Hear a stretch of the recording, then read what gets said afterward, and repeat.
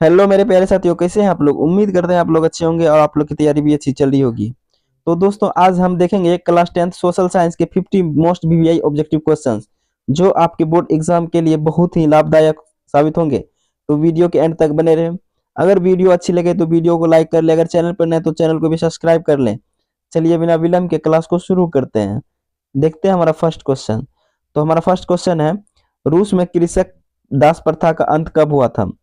तो क्वेश्चन है, first question है हमारा, रूस में कृषक दास प्रथा का अंत कब हुआ था। तो यहाँ पे आपका सही जवाब हो जाएगा 1861 ईस्वी में। तो यहाँ पे करेक्ट जवाब ऑप्शन नंबर बी बिल्कुल सही जवाब हो जाएगा। दोस्तों, इस क्लास में हम टोटल 50 क्वेश्चन सॉल्व करेंगे और जिस क्वेश्चन का जवाब आपको पहले से आता हो उसका आंसर आप कमेंट बॉक्स में देंगे। अब चलिए चलते हैं अगला प्रश्न पे। तो अगला प्रश्न है हमारा, लंदन में अनिवार्य प्राथमिक शिक्षा कब लागू हुई। तो लंदन में जो है ना अनिवार्य प्राथमिक शिक्षा कब लागू हुई। तो जिनके ऑप्शन है 1865 में, 1870 में, 1885 में या 1890 में। तो यहाँ पे आपका सही जवाब हो जाएगा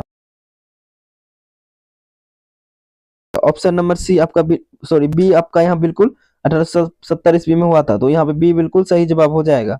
अब चलिए चलते हैं अगला प्रश्न पे। तो अगला प्रश्न है हमारा, काली मृदा का दूसरा नाम क्या है। तो यहाँ पे बताना है काली मृदा का दूसरा नाम क्या है। तो काली मृदा का दूसरा नाम रेगुर मृदा, रेगुर मृदा होता है। जो काली मृदा जो है ना, यह कपास की खेती के लिए जाना जाता है। ये भी याद रखिएगा। तो यहाँ पे सही जवाब ऑप्शन नंबर बी हो जाएगा। अब चलिए चलते हैं अगला प्रश्न पे। तो अगला प्रश्न है हमारा, काली मिट्टी किस राज्य में सबसे अधिक पाई जाती है। तो यहाँ बताना है काली मिट्टी सबसे अधिक किस राज्य में पाई जाती है। तो यह जो है ना महाराष्ट्र में पाई जाती है। तो यहाँ पे करेक्ट जवाब ऑप्शन नंबर ए बिल्कुल सही जवाब हो जाएगा। अब चलिए चलते हैं अगला प्रश्न पे। तो अगला प्रश्न है हमारा, भारत के राष्ट्र पक्षी कौन सा है। तो भारत का राष्ट्र पक्षी बताना है हम लोगों को। तो यहाँ पे भारत का राष्ट्र पक्षी मयूर या मोर है। तो यहाँ पे आपका करेक्ट जवाब ऑप्शन नंबर ए हो जाएगा, बिल्कुल सही जवाब। अब चलिए चलते हैं अगला प्रश्न पे। तो अगला प्रश्न है हमारा, भारत का राष्ट्र पशु कौन सा है। तो भारत का राष्ट्र पशु बताना है। तो भारत का राष्ट्र पशु यहाँ पे हो जाएगा बाघ, बिल्कुल करेक्ट जवाब ऑप्शन नंबर ए बिल्कुल करेक्ट जवाब हो जाएगा। अब चलिए चलते हैं अगला प्रश्न पे। तो अगला प्रश्न है हमारा, निम्नलिखित में से कौन लोकतंत्र में रंगभेद के विरोधी नहीं थे। तो यहाँ पे निम्नलिखित में से कौन से लोकतंत्र के रंगभेद के विरोधी नहीं थे। तो यहाँ पे सही जवाब हो जाएगा जेड गुड़ी। तो यहाँ पे करेक्ट जवाब ऑप्शन नंबर ए हो जाएगा। अब चलिए चलते हैं अगला प्रश्न पे। तो अगला प्रश्न है हमारा, बिहार में संपूर्ण क्रांति का नेतृत्व किसने किया। तो यहाँ पे क्वेश्चन 8 है हमारा, भारत बिहार में संपूर्ण क्रांति का नेतृत्व किसने किया। तो यहाँ पे सही जवाब हो जाएगा जयप्रकाश नारायण ने। तो यहाँ पे करेक्ट जवाब ऑप्शन नंबर बी बिल्कुल सही जवाब हो जाएगा। अब चलिए चलते हैं अगला प्रश्न पे। तो अगला प्रश्न है हमारा, संपूर्ण क्रांति का नारा किसने दिया। तो संपूर्ण क्रांति का नारा किसने दिया। तो यहाँ पे सही जवाब हो जाएगा जयप्रकाश नारायण ने। तो यहाँ पे सही जवाब ऑप्शन नंबर बी हो जाएगा। अब चलिए चलते हैं अगला प्रश्न पे। तो अगला प्रश्न है हमारा, पटना का हवाई अड्डा किसके नाम पर है। तो पटना का हवाई अड्डा किसके नाम पर है। तो यह जो है ना जयप्रकाश नारायण अंतरराष्ट्रीय हवाई अड्डा के नाम पर। तो यहाँ पे करेक्ट जवाब ऑप्शन नंबर बी हो जाएगा। अब चलिए चलते हैं अगला प्रश्न पे। तो अगला प्रश्न पे देखते हैं। तो अगला प्रश्न है हमारा, निम्नलिखित में से कौन सा प्राथमिक क्षेत्र कहा जाता है। निम्नलिखित में से किसको जो है प्राथमिक क्षेत्र कहा जाता है। तो यहाँ पे सही जवाब हो जाएगा कृषि क्षेत्र को प्राथमिक क्षेत्र कहा जाता है। तो यहाँ पे सही जवाब ऑप्शन नंबर ए हो जाएगा। अब चलिए चलते हैं अगला प्रश्न पे। तो अगला प्रश्न है हमारा, रिजर्व बैंक ऑफ इंडिया का मुख्यालय कहाँ स्थित है। तो रिजर्व बैंक ऑफ इंडिया का मुख्यालय या मुंबई में स्थित है। तो यहाँ पे करेक्ट जवाब ऑप्शन नंबर बी बिल्कुल सही जवाब हो जाएगा। अब चलिए चलते हैं अगला प्रश्न पे। तो अगला प्रश्न है हमारा, रिजर्व बैंक ऑफ इंडिया का स्थापना कब हुआ। तो रिजर्व बैंक ऑफ इंडिया का स्थापना कब हुई। तो यह 1 अप्रैल 1935 ईस्वी को। तो यहाँ पे करेक्ट जवाब ऑप्शन नंबर ए हो जाएगा। अब चलिए चलते हैं अगला प्रश्न पे। तो अगला प्रश्न है हमारा, बैंकों का बैंक किसे कहा जाता है। तो बैंकों का बैंक किसे कहा जाता है। तो बैंकों का बैंक को रिजर्व बैंक ऑफ इंडिया को कहा जाता है। तो यहाँ पे करेक्ट जवाब ऑप्शन नंबर बी हो जाएगा। दोस्तों, अगर वीडियो पसंद आ रही तो वीडियो को लाइक कर लेंगे, अगर चैनल पर नए तो चैनल को भी सब्सक्राइब कर लेंगे। अब चलिए चलते हैं अगला प्रश्न पे। तो अगला प्रश्न है हमारा, भारत में करेंसी नोट कौन छापता है। तो भारत में करेंसी नोट कौन छापता है। तो यह जो रिजर्व बैंक ऑफ इंडिया छापता है। तो यहाँ पे करेक्ट जवाब ऑप्शन नंबर बी हो जाएगा। अब चलिए चलते हैं अगला प्रश्न पे। तो अगला प्रश्न है हमारा, बाढ़ क्या है। तो बाढ़ एक जो है ना प्राकृतिक आपदा है। तो यहाँ पे करेक्ट जवाब ऑप्शन नंबर ए हो जाएगा, बिल्कुल सही जवाब। अब चलिए चलते हैं अगला प्रश्न पे। तो अगला प्रश्न है हमारा, बाढ़ से अधिक हानि किसको होती है। तो बाढ़ से अधिक हानि किसको होती है। तो यहाँ पे बताना है फसलों के, पशुओं को, भवनों को, उपयुक्त में सभी। तो यहाँ पे करेक्ट जवाब ऑप्शन नंबर डी बिल्कुल करेक्ट जवाब हो जाएगा, उपयुक्त में सभी का। तो अब चलते हैं अगला प्रश्न पे। तो अगला प्रश्न है हमारा, रक्त एवं लोह का नीति का अवलंबन किसने किया? तो रक्त एवं लोह का नीति का अवलंबन किसने किया? तो यह बिस्मार्क ने किया। तो यहाँ पे करेक्ट जवाब ऑप्शन नंबर बी हो जाएगा। अब चलिए चलते हैं अगला प्रश्न पे। तो अगला प्रश्न है हमारा, स्पेनिंग जेनी का आविष्कार कब हुआ? तो यहाँ पे स्पेनिंग जेनी का आविष्कार कब हुआ? तो यहाँ पे आपका सही जवाब हो जाएगा यह 1764 ईस्वी, यानी कि आपका यहाँ पे ऑप्शन नंबर बी हो जाएगा बिल्कुल सही जवाब। अब चलिए चलते हैं अगला प्रश्न पे। तो अगला प्रश्न है हमारा, मेरुस्थलीय मृदा का विस्तार किस राज्य में है? तो मेरुस्थलीय मृदा का विस्तार किस राज्य में है? तो यहाँ पे सही जवाब हो जाएगा राजस्थान में। तो यहाँ पे करेक्ट जवाब ऑप्शन नंबर ए हो जाएगा। अब चलिए चलते हैं अगला प्रश्न पे। तो अगला प्रश्न है हमारा, सीमेंट उद्योग का सबसे प्रमुख कच्चा माल क्या है? तो सीमेंट उद्योग का सबसे प्रमुख कच्चा माल बताना है। तो यह चूना पत्थर होगा। तो यहाँ पे आपका करेक्ट जवाब ऑप्शन नंबर ए बिल्कुल यहाँ पे सही जवाब हो जाएगा।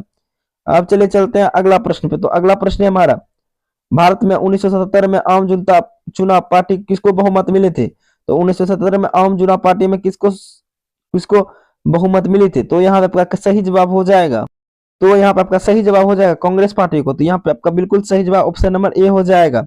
अब चलिए चलते हैं अगला प्रश्न पे। तो अगला प्रश्न है हमारा, क्षेत्रवाद की भावना का कुपरिणाम क्या है? तो क्षेत्रवाद का भावना का कुपरिणाम क्या है? तो यहाँ पे आपका सही जवाब हो जाएगा। तो यहाँ पे आपका सही जवाब हो जाएगा अलगाववाद। तो यहाँ पे करेक्ट जवाब ऑप्शन नंबर सी हो जाएगा बिल्कुल सही जवाब। अब चलिए चलते हैं अगला प्रश्न पे। तो अगला प्रश्न है हमारा, जिस देश की राष्ट्रीय आय अधिक होती है वह देश कहलाता है। तो जिस देश की राष्ट्रीय आय अधिक होती है तो वह विकसित देश कहलाता है। तो यहाँ पे सही जवाब ऑप्शन नंबर ए बिल्कुल करेक्ट जवाब हो जाएगा। अब चलिए चलते हैं अगला प्रश्न पे। तो अगला प्रश्न है हमारा, प्रत्यक्ष कर के अंतर्गत निम्नलिखित किसको किसे शामिल किया गया है? तो प्रत्यक्ष कर के अंतर्गत निम्नलिखित में से किसे शामिल किया गया है? तो यहाँ पे सही जवाब हो जाएगा। तो यहाँ पे सही जवाब हो जाएगा आयकर को। तो यहाँ पे करेक्ट जवाब ऑप्शन नंबर ए हो जाएगा। अब चलिए चलते हैं अगला प्रश्न पे। तो अगला प्रश्न है हमारा, इनमें से कौन सा प्राकृतिक आपदा नहीं है? तो इनमें से कौन सा प्राकृतिक आपदा नहीं है? सुनामी, भूकंप, बाढ़ या आतंकवाद? तो यहाँ पे सही जवाब आतंकवाद बिल्कुल करेक्ट जवाब हो जाएगा। अब चलिए चलते हैं अगला प्रश्न पे। तो अगला प्रश्न है हमारा, सूखा किस प्रकार की आपदा है? तो सूखा एक किस प्रकार का आपदा? तो यह एक प्राकृतिक आपदा। तो यहाँ पे करेक्ट जवाब ऑप्शन नंबर ए हो जाएगा। अब चलिए चलते हैं अगला प्रश्न पे। तो अगला प्रश्न है हमारा, बोल्शेविक क्रांति कब हुई? तो बोल्शेविक क्रांति कब हुई? तो यह 1917 ईस्वी को हुई। तो यहाँ पे करेक्ट जवाब ऑप्शन नंबर ए हो जाएगा। अब चलिए चलते हैं अगला प्रश्न पे। तो अगला प्रश्न है हमारा, हिंद चीन पहुंचने वाले प्रथम व्यापारी कौन थे? तो हिंद चीन पहुंचने वाले प्रथम व्यापारी जो थे ना वह पुर्तगाली थे। तो यहाँ पे करेक्ट जवाब ऑप्शन नंबर बी हो जाएगा बिल्कुल सही जवाब।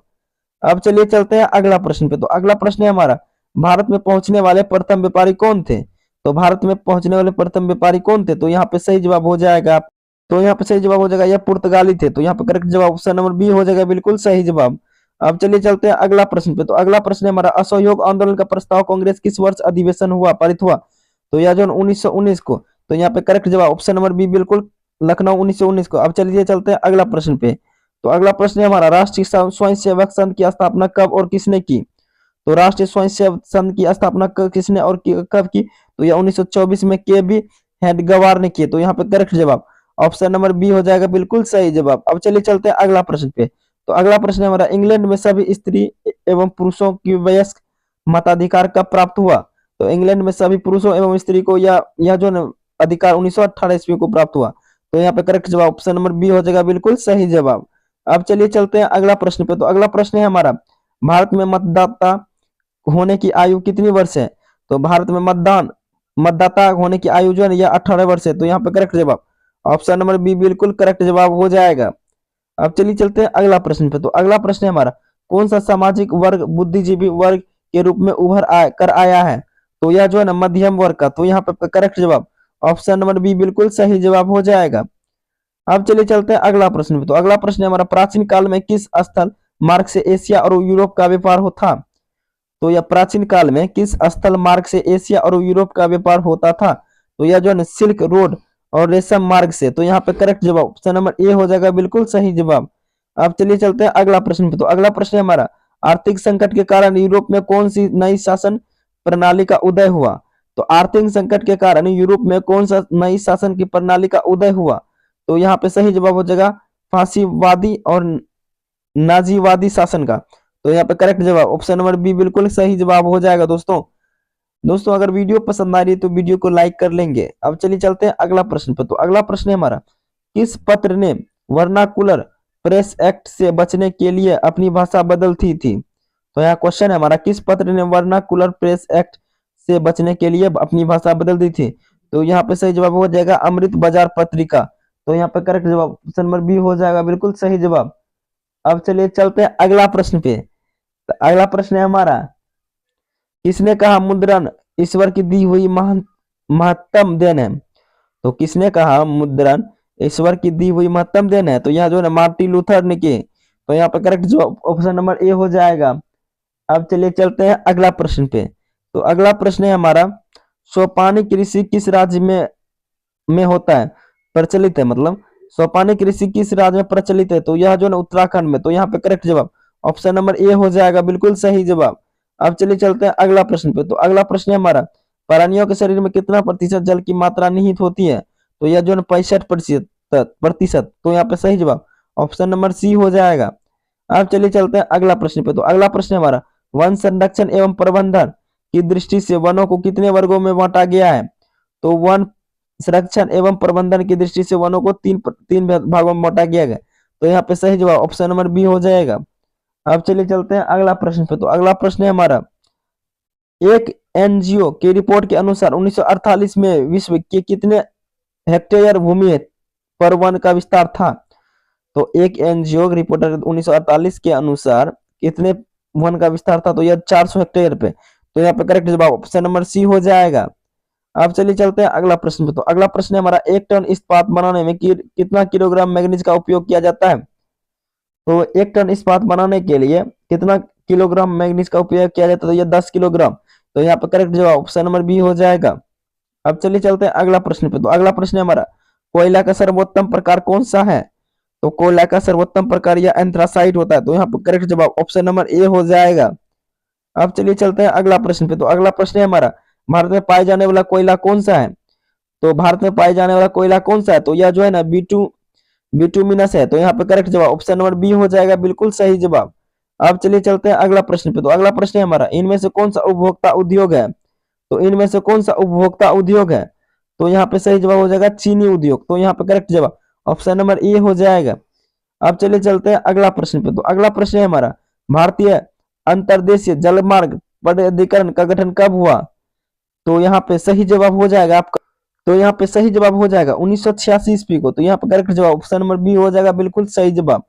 अब चलिए चलते हैं अगला प्रश्न पे। तो अगला प्रश्न है हमारा, पेरा पेराइट किस प्रकार का खनिज है? पेराइट किस प्रकार का खनिज है? पर तो यह जो धात्विक खनिज है। तो यहाँ पे करेक्ट जवाब ऑप्शन नंबर ए हो जाएगा बिल्कुल सही जवाब। और ये रहा हमारा इस क्लास का लास्ट क्वेश्चन। तो लास्ट क्वेश्चन है हमारा, 2001 की जनगणना के अनुसार बिहार की नगरीय आबादी कितनी थी? तो 2001 जनगणना के अनुसार बताना है। तो यहाँ पे हो जाएगा 10.5%। तो यहाँ पे करेक्ट जवाब ऑप्शन नंबर बी बिल्कुल करेक्ट जवाब हो जाएगा। दोस्तों यही था हमारा टोटल 50 क्वेश्चंस। आशा करता हूँ कि टॉप 50 क्वेश्चंस, ये सारे क्वेश्चंस वैसे क्वेश्चंस हैं जो बोर्ड एग्जाम बार बार पूछते हैं। तो दोस्तों मिलते हैं फिर से ऐसे ही अगले क्लास में। अगर वीडियो पसंद आई है तो वीडियो को लाइक कर ले, अगर चैनल पर नए हैं तो चैनल को भी सब्सक्राइब कर ले। जय हिंद, जय भारत।